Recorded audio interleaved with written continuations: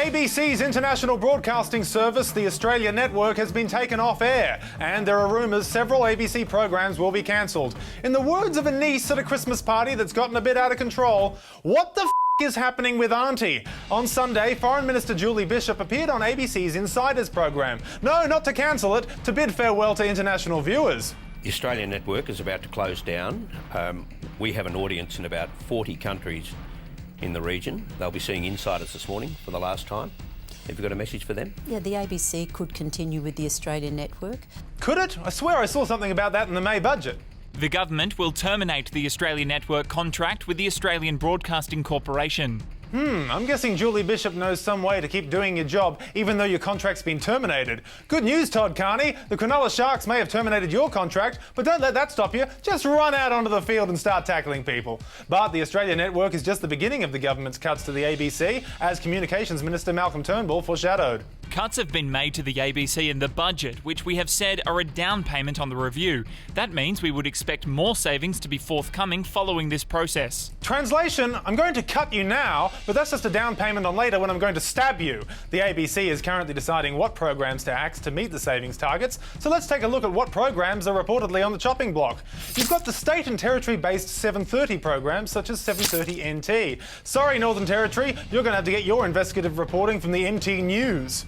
Woman runs herself over. The Business. What better way to say Australia's open for business than cancelling a show called The Business? ABC Radio's The World Today. Sorry, listeners, today the world, tomorrow nothing.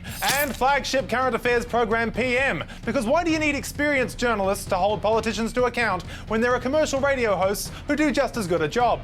That's it, baby! That is it! That is it! But most controversial of all is Lateline, the current affairs show that's been running for 24 years and is responsible for reports that helped trigger the Royal Commission into Child Sexual Abuse and revealed poverty and abuse in Indigenous communities. But hey, maybe we don't need that. Maybe we could achieve the same result with a repeat of QI. But who knows? Maybe the ABC deserves these cuts. Liberal Senator Cory Bernardi seems to think so, writing this in a piece for The Australian yesterday. The fact that the ABC continues to put forward views that are alien to most Australians and portrays them as mainstream thought suggests they've lost almost all perspective of what it's like to operate in the real world. Good news, Corey. I've found some ABC footage that's putting forward some of your mainstream views.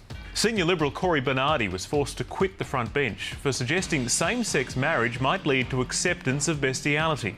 Also, Corey, in a recent Essential poll, the ABC had the highest level of trust out of all Australian institutions, only behind the High Court. But the organisation with the lowest amount of trust was political parties. I wonder why Australians don't trust politicians.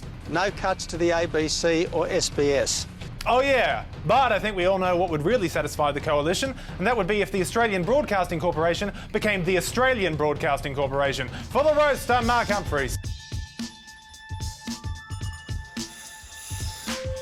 Subscribe or Tom gets it!